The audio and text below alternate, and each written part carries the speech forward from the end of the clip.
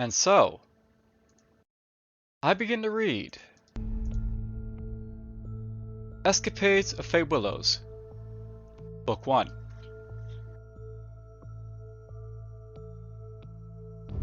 As you glance through the books on display within this library, your eyes catch notice of its peculiar title.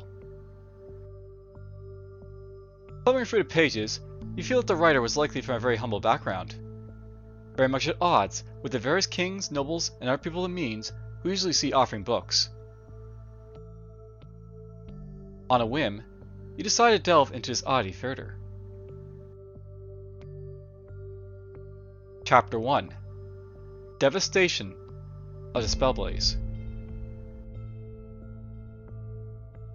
I remember the devastation when I first made my journey to Elvala. Not a soul escaped the touch of the Spellblaze, and no one could feel the pain and sorrow of the lands more than a Falora like myself. I know that those back home still seethe with rage. Even I still sometimes feel my emotions from that moment, now and again. It was a terrible day I wish I could forget, but never will.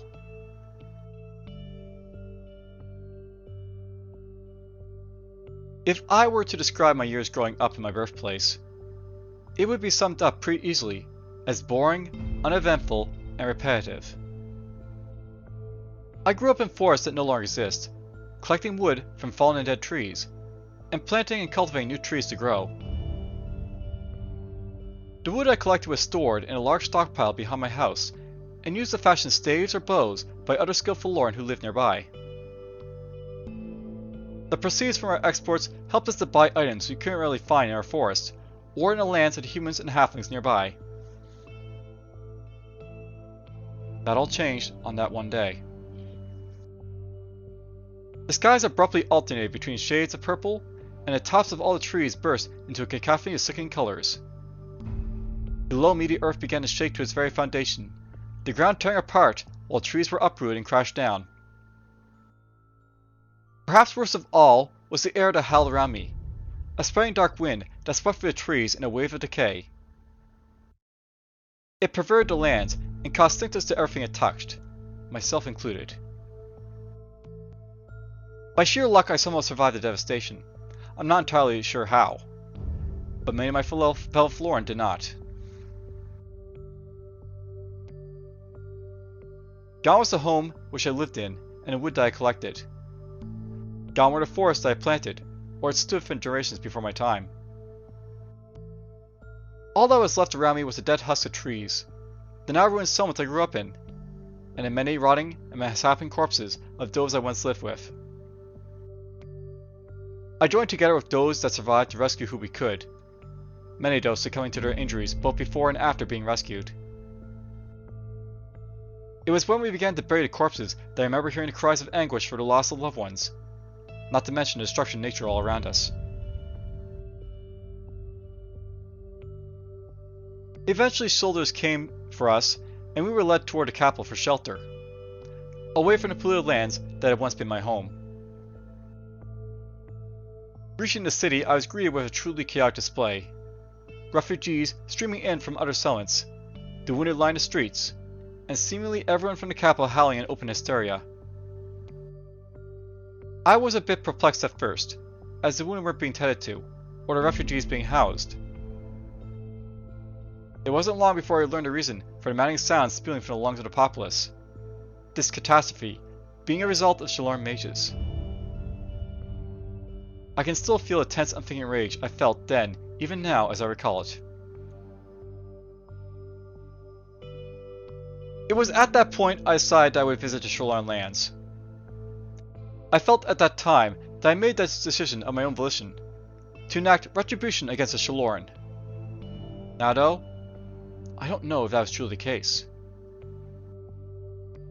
Regardless of my reasoning, I made my way back to my home to collect whatever I could find in the rubble, and the next day I left the borders of the forest. For several days I would cross through blackened and ruined lands, find little to eat or drink. Travel was slow as a result of the debris impeding my progress, and I had to backtrack several times to find a path forward. I was starving when I spotted a small settlement that had been spared from destruction.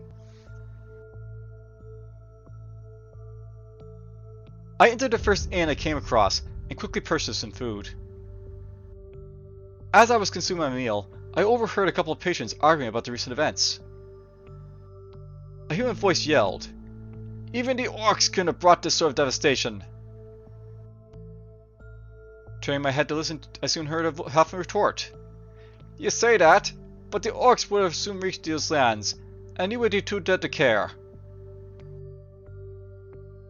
The human fired back, "Yeah? Well now, thanks to those accursed mages, an unimaginable amount of people are dead. Dead!" The halfling then responded, "The orcs killed more, and they left no one alive. You at least still have some friends and loved ones who survived. All those who I know are dead. Dead." Silence permeated the air between the two. I could feel the rage within the human, much like I could feel my own. But he soon got up and left. I wish I could say that I had done the same. Unfortunately, I cannot. When the halfling proceeded to begin gathering his belongings and leave, I followed him out of the establishment.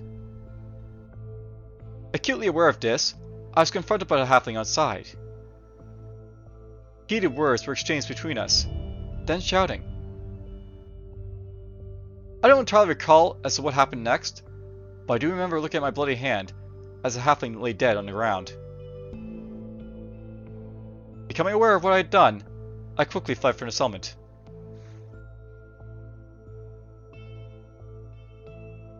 Over the next 2 days, I didn't eat or sleep. I crossed through several now dead settlements, obviously abandoned by whoever survived. I couldn't stop thinking about the halfling that I had killed, although the Shaloran still remained the focus of my thoughts. My anger. I soon had more questions to think about as I came upon a recent battlefield. Charred corpses of what I assumed to be orcs lay scattered on the ground, and there were a innumerable amount of them. Across the battlefield, I soon saw the burnt remains of the Shaloran soldiers, this puzzling me greatly. What anger I had felt toward the Shaloran now started to turn to confusion. By what madness were they dead? Were these Shaloran sacrificed to kill the orcs? Did they willingly do it of their own accord? Were the Shaloran really to blame? I couldn't fathom an answer to any of the questions racing through my mind, as I wondered what I should do. Eventually I continued onward, and found the outskirts of a Shaloran settlement. Through the collapsed buildings, I could see wolves feasting on what would soon be the remains of former residents. I also heard a voice cry for help in the distance. Making my way toward where the voice was coming from, I caught sight of a male Shalor surrounded by a group of hungry wolves. A couple of the wolves looked in my direction and swiftly made their way toward me. Having dealt with rogue animals in the past, I quickly dodged as the first one lunged toward me, and struck a blow against it that caused it to stumble back. The second one came around to attack me from the side, clamping down on my left arm. With a firm thrust, I slammed it against the ruined side of the building, causing the animal to give a big yelp and let go. Realizing I was not to be trifled with, the wolves scampered off, quickly.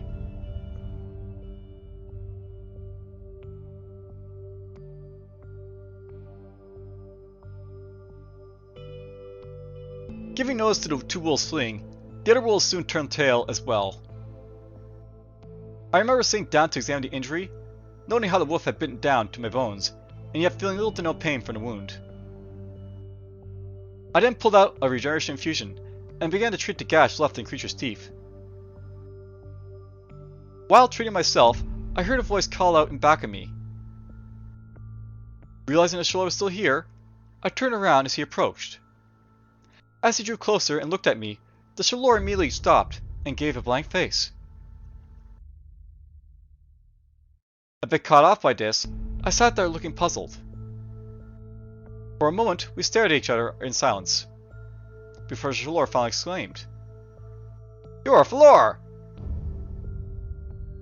I blinked a couple of times at this before I replied with a yes. Visibly in shock for a brief moment, The Shalor finally came to his senses, and I was soon asked what I was doing here.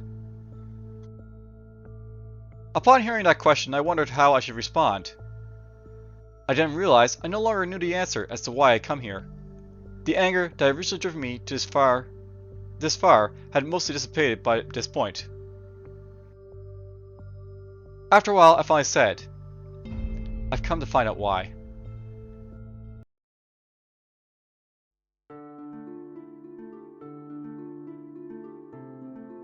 Chapter 2. Infusion Avoidance. I've never really understood why people so readily give their names. Among the Faloran, I scarcely knew the names of anyone, save for that family or those of particular importance to me.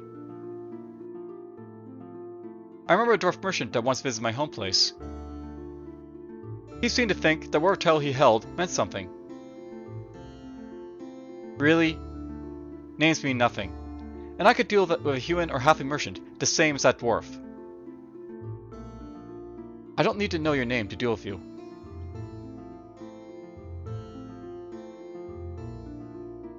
For another brief moment, there was silence. The Shalor seemed to mull over the meaning of the words I said, but obviously understood conceptually what I was after. As he took a quick moment to think, I glanced him over. Both the Shalor's face and clothing were quite rugged, and I noticed a quiver and dagger at his side. I would have figured him for a hunter, but the way he spoke seemed too disciplined for it. He probably was a military background, most likely a scout. I also noticed the blood streaming down his arm from an untreated wound. "You should treat that," I stated. Glancing toward his arm, the man merely grunted. "I'll banish it soon enough." Why he said "banish it" confused me. Before I had time to ask about it, he soon stated, "Come, it's dangerous here with the animals." Moving past me, he proceeded to begin walking southwards, motioning me to follow. Hearing a wolf howl in the distance, I decided it would probably be best to do so, and we made our way out together. While a couple of animals caught sight of us, they simply just walked from a distance, and we were left without any issue. For a couple of hours, we walked down a wooded road. Along the way, the man would attempt to strike up conversation. He gave his name, as it seems the other races commonly do, and stated he was a ranger that had been dispatched to find any Shaloran that had been left outside the walls of their capital city. Unfortunately, while guiding people to leave, the wolves attacked. He lost his bow when I had come along, the only one still alive, the rest of the Shaloran he had come to rescue having been devoured by the wolves.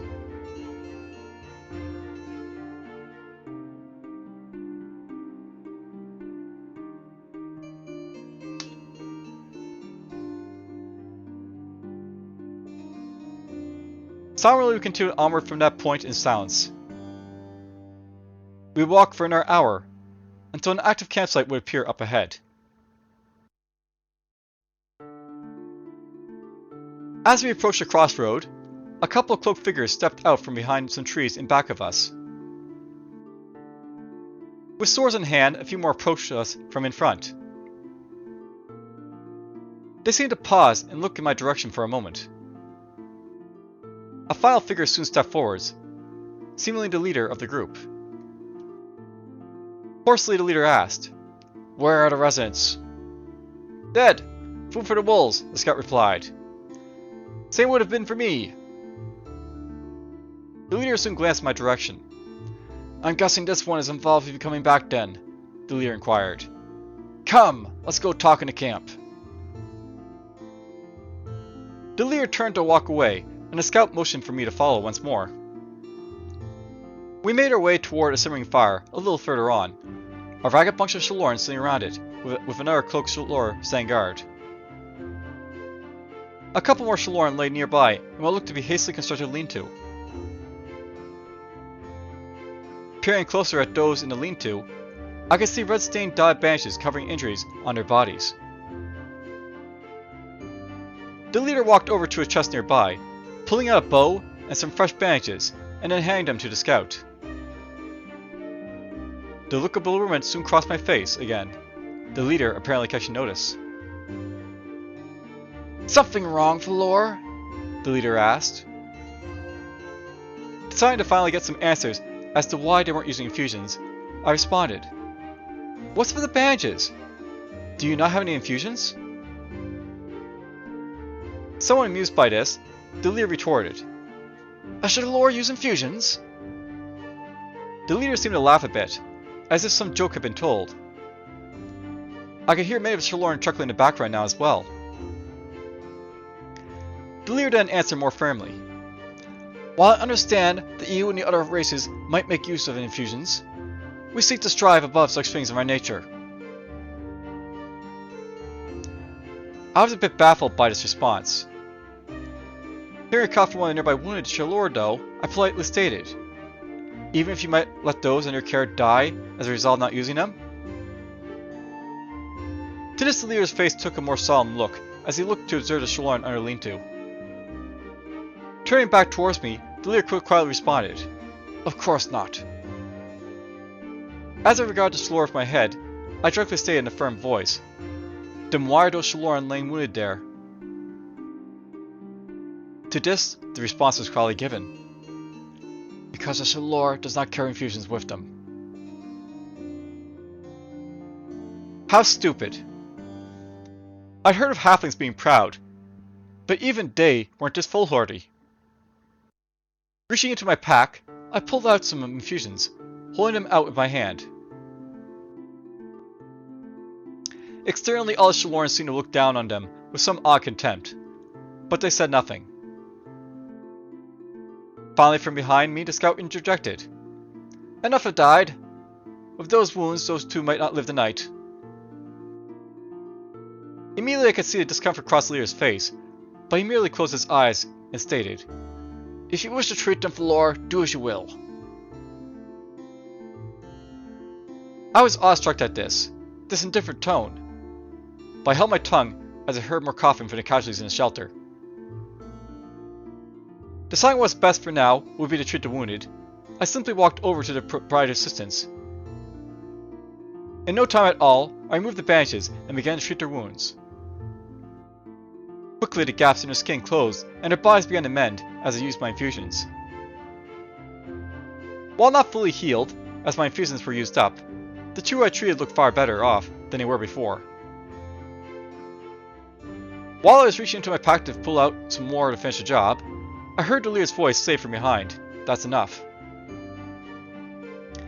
Snapping my head back in amazement, I lashed out with my words, "Did you not wish for me to treat them?" Diplomatically, I received the reply, "They don't look like they're going to die anymore, do they? Those infusions you have, they are a finite resource. Maybe you should save them for those who are near to death." Calming down a bit, I wondered what the Shore was getting at. So I asked the question, "What do you mean? Save them for who?"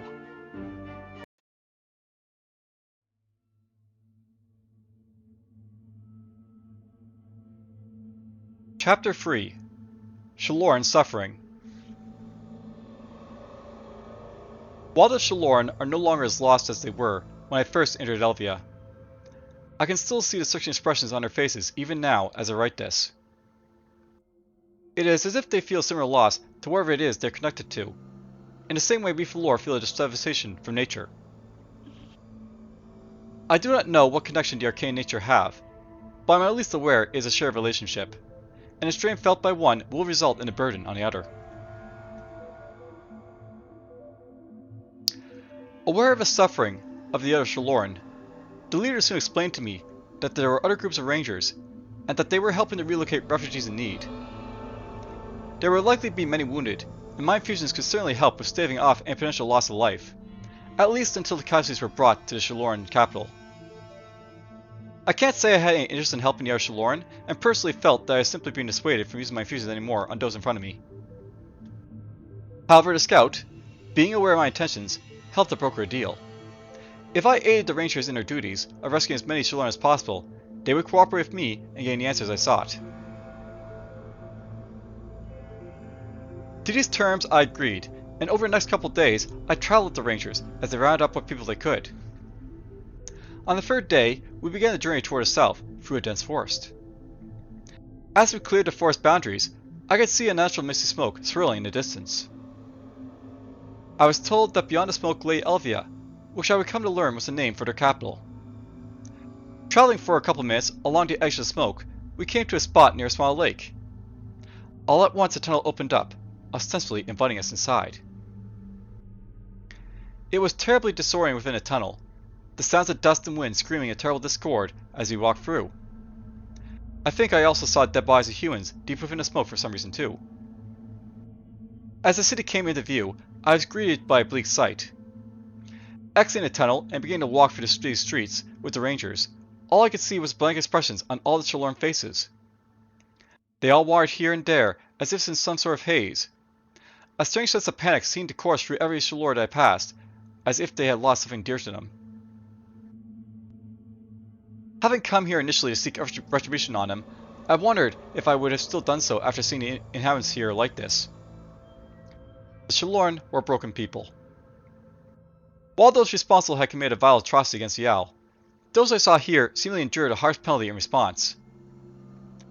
I could still feel deep anger at that time, but them living as they did now seemed to be a satisfactory punishment, and any hostile feelings I had towards them were mollified. They had apparently already paid for their crime in full. The refugees we had brought were soon escorted to an open lot in the center of the city, where hastily constructed tents had been set up to house them. Some of the refugees already there appeared to be in mourning, others attempting to regain their sanity. As the last of the refugees left us, a Shalor in white robes approached. From within his robes, I caught eyes some infusions, immediately causing a sigh of relief in me as I thought, finally, a Shalor with common sense enough to carry some infusions. We were soon asked if there were any injured among us, to which the leader of the Rangers shook his head. Balking at this, the disbelieving healer pressed for answers. Hands were waved in my direction, and the healer quickly glanced towards me. Blinking for a moment, the healer gave some dumbfounded expression that the scout had given me before. Yes, I'm a Falor, I sternly confirmed. Oh, yes! The healer started back. As the healer regained his senses, the leader took the healer's ear, whispering to it. The eyes seemed to raise on the healer for a moment before a quick yes seemed to part his lips. Ah, Falor! Would you follow me then, please? As the healer began to walk away, I looked to the leader of the Rangers one more time. The doctor will take you to the hospital, the leader started to say in a calm voice. Don't worry, I haven't forgotten our bargain with you. I will try to get you an audience with someone who can give you the answers you seek. I got the sense that he was looking to milk my services for all he could at this point. I coldly replied back, you best not test my patience for too long. Smiling to my comment, the leader turned to nod toward the waiting healer, before the ranger slowly began to head off elsewhere. The healer soon led me through a muddy field, dodging tents of refugees that had been raised everywhere. I followed him to a tall building, inside of which many Shaloran were wounded on beds, and some too on the floor. Making our way to the back of the building, we entered what was soon to be a healer's office. You would happen to know the basics of mixing infusions, would you? I was soon asked. I know how to mix basic numbing and regeneration infusions, the same I've used already to treat your fellow Shalor, I replied. Nodding to this, the healer pulled out a paper and sat down to begin writing down on it. The Shaloran and Valoran are near identical in biology when it comes to infusions, the healer slowly started to say while continuing to write. So anything that can be used on yourself will work almost the same on Shalor. Here's a list of infusion ingredients we have available. As the healer finished writing, he got up and held out the paper for me to take. Then he moved toward a healer's emblem on the wall and reached behind it to grab a key. I'll lead you to our workshop, where you can get to work making some, the healer concluded. I was then led down to the basement, where the infusion workshop was. Unlocking the door, the healer then handed me the key, and I was led inside.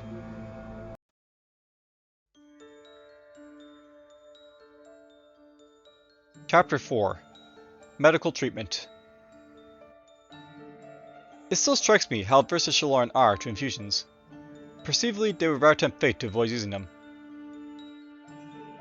One of the purposes of infusions is to restore one to good health after suffering an injury. Before Shalor, it was more so a means of last resort to avoid dying. They seem to fail to understand that holding off on infusion use simply results in them using more infusions in the long run. Beyond just mending their flesh, they have to stave off infections from those open wounds as well.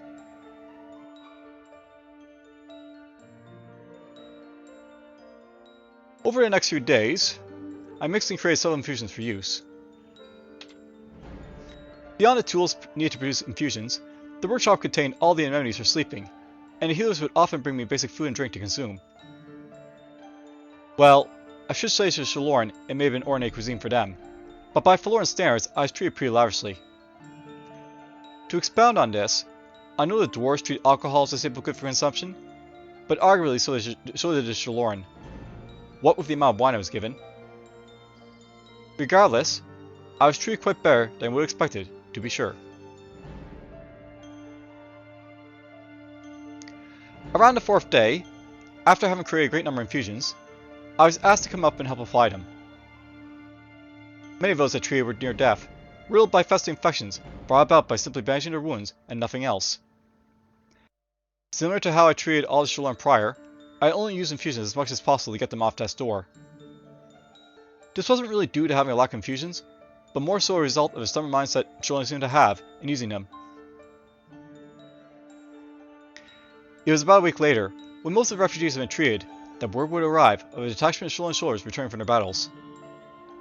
Apparently, thousands of Shaloran have been fighting the orcs on the eastern side of the continent, alongside the human kingdoms of the east. Many had died due to raw magic that ravaged the land, although most of the soldiers had actually perished while they journeyed home. I was told they had been forced to travel just south of Faloran lands, unable to navigate back to Elvala directly.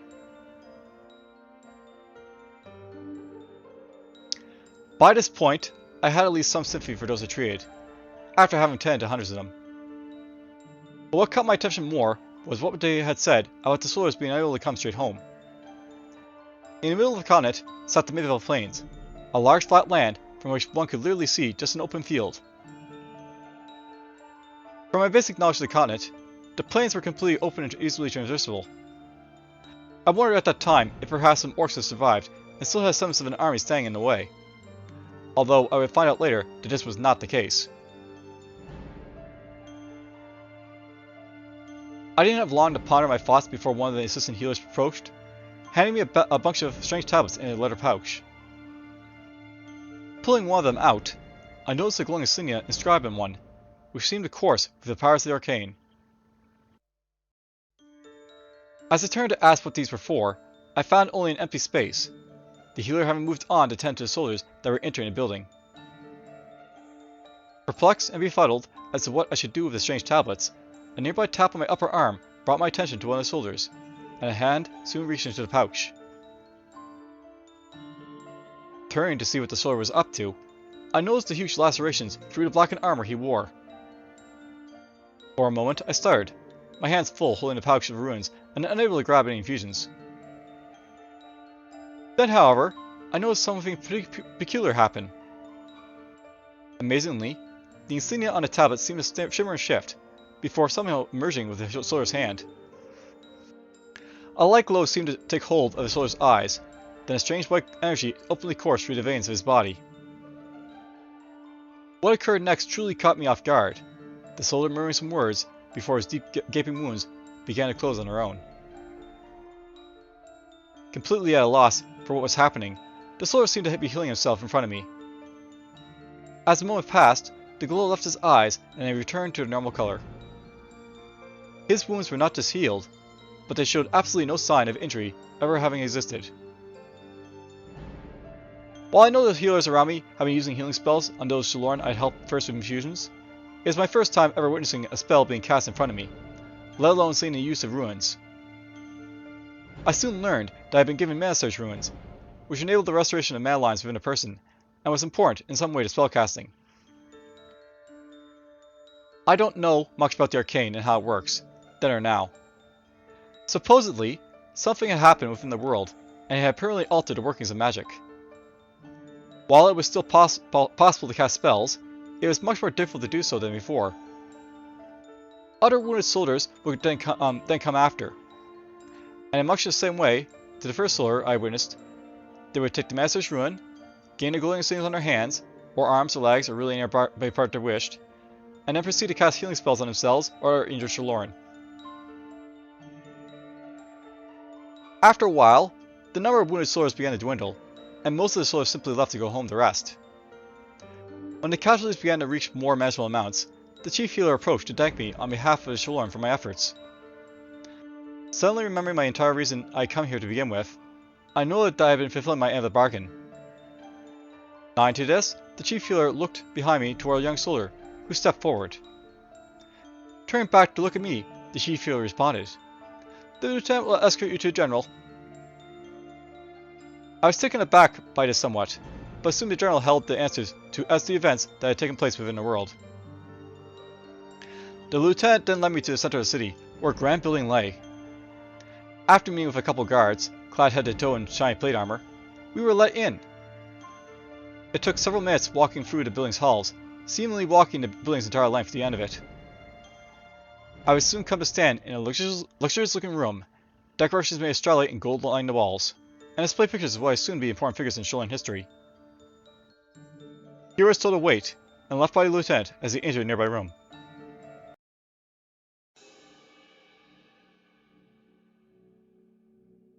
Chapter 5 General Maj'Eyal. General Maj'Eyal, leader of the Grand Council of Elvala. This was perhaps the first name I ever learned from someone outside my close friends and family. While Iranian never gave his name to me personally, the rest of Shalloran certainly bandied it around enough, to the point that I eventually remembered it. While perhaps there's little to acknowledge from one who rarely gives their name, I can respect Iranian, whose name I learned from those around him, and the idolization and fondness they seem to speak it with.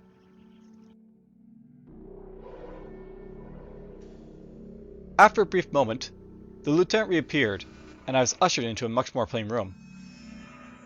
A big square slab of rock sat in the middle, various figurines that looked like toy soldiers stood on top, and a row of windows lined the north wall. On the south side of the room sat what appeared to be an impressive display of armor, a fierce-looking sword presented directly in the center. Making my way into the office, I saw who was soon to be the general, viewing some papers near a desk in the corner of the room. He seemed to exude an aura of brilliance, making the lieutenant look dull, though I could sense a weight of something hanging around his prominently dressed Shalloran.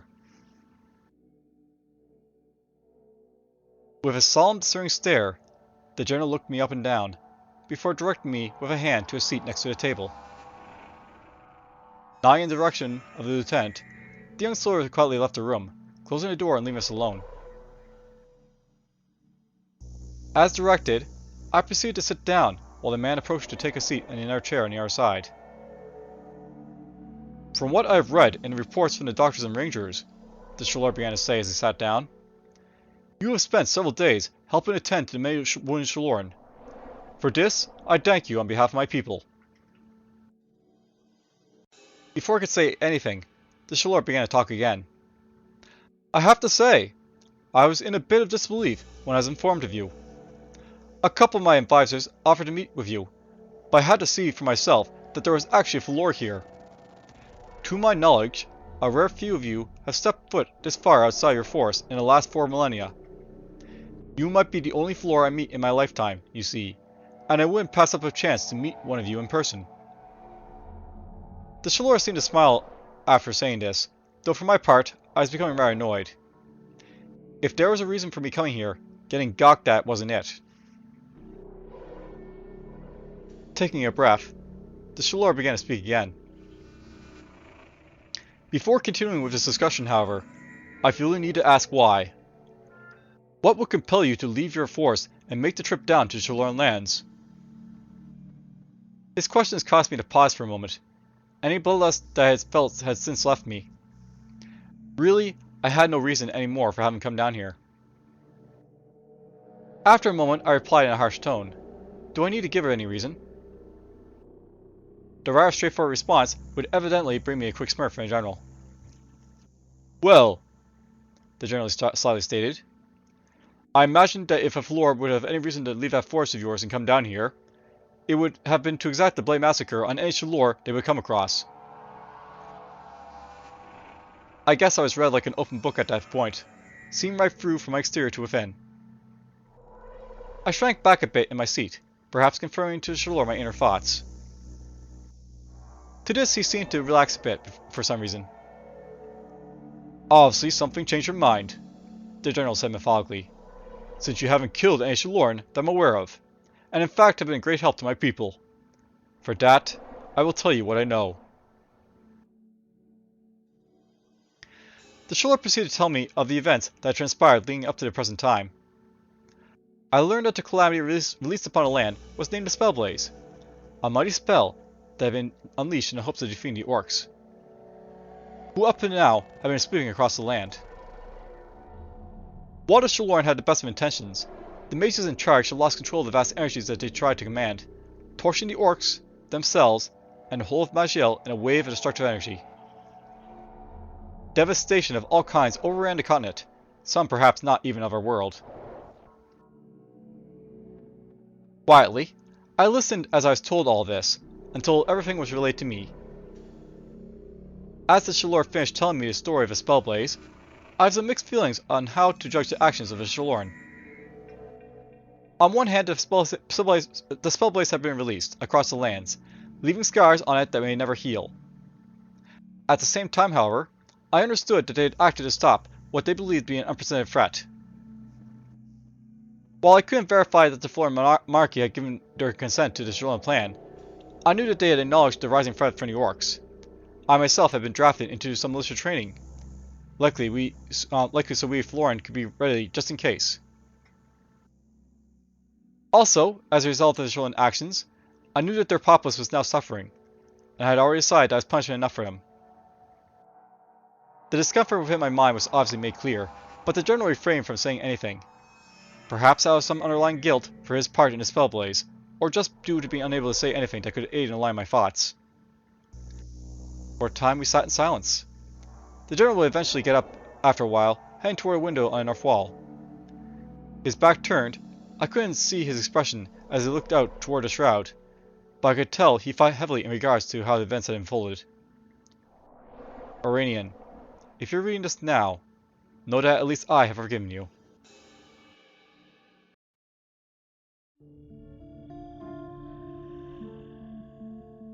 Chapter 6. Leaving Elvala. At that time, I had thought Iranian to be quite paranoid, but his ability to perceive the thoughts of others and the activities they undertook in the world can be described as unnaturally accurate. While the group that instigates the spell hunt remains unknown at this time that I'm writing this, they were out there, and I would come to witness their actions firsthand. A brief moment would pass before Shalor finally asked, "What do you plan to do now?" Good question, I thought, before I responded back. I haven't really decided on that yet. Though still turned away from me, I could feel another smirk being made through the back of the general's head. "I suppose that you will likely be heading back to your forest," the general said, turning his head towards me. "Or perhaps in a way you could do something to help us Shaloran out. Would you be interested in running some aid supplies for us?" Looks like I was going to be made of use again, though I did wonder a little bit about the request. "I would think that after all that you have told me, you would try to garner any remaining goodwill you could for Shaloran," I responded. "Wouldn't any aid be better sent by an official Shaloran emissary?" Solemnly, the general responded, "It isn't so much that I wouldn't mind doing that, but it is too dangerous for any individual Shalor to be outside of Elvala right now. Before you arrived here, several humans from the lands to the northwest descended on their borders.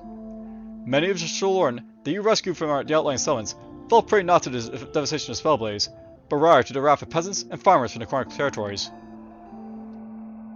I could feel a great shift in his tone as he went on. "Then they approached us here in Elvala to do the same," the general continued. "Perhaps you saw some of their corpses in the shroud when you entered Elvala." For a moment he said nothing, as his words circled in my mind. Then his posture seemed to relax a bit. "Of course," the general began again in a lighter tone.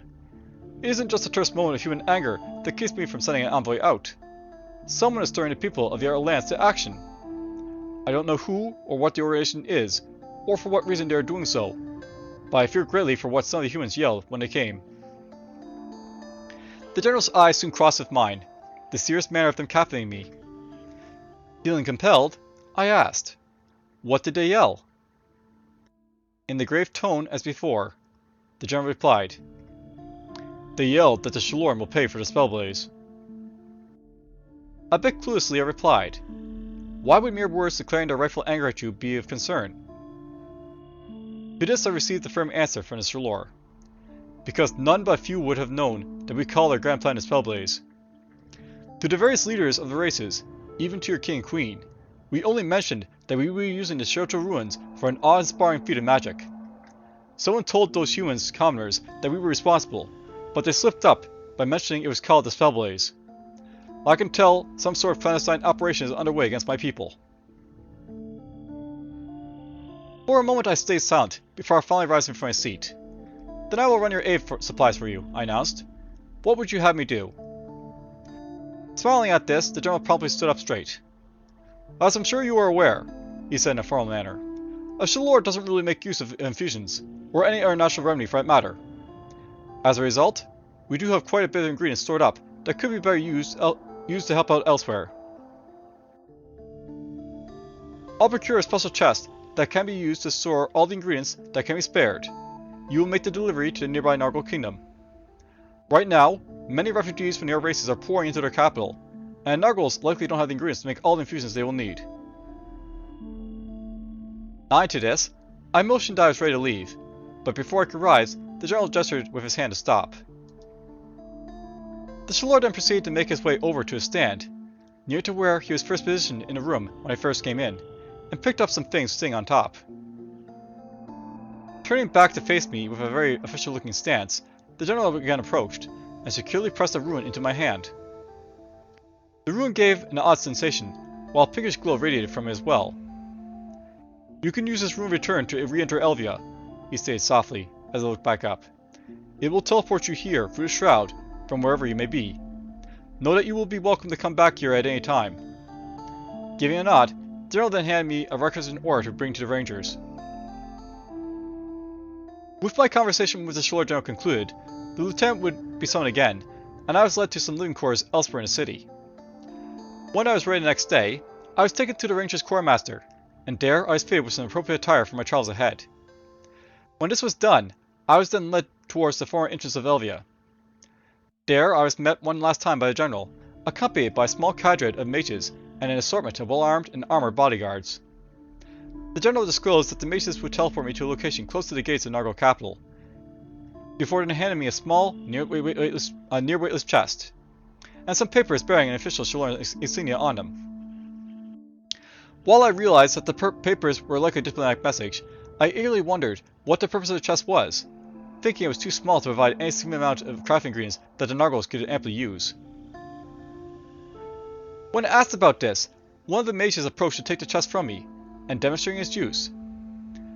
The mage proceeded to pull out several ingredients for infusions stored within, far more than could possibly fit inside the chest, and certainly far heavier than it should have possibly weighed. Taking the chest back when it was refilled, I was then told by the general that when I reached the gates of Nargle Kingdom, I would present the papers, the Nargle guards should take the chest, and they would likely allow me inside their capital to buy any additional needed supplies I might need. After saying this, the general then handed me a pouch of coins for that very purpose. Taking the money, I was then escorted to a small circle in which a runic design had been marked.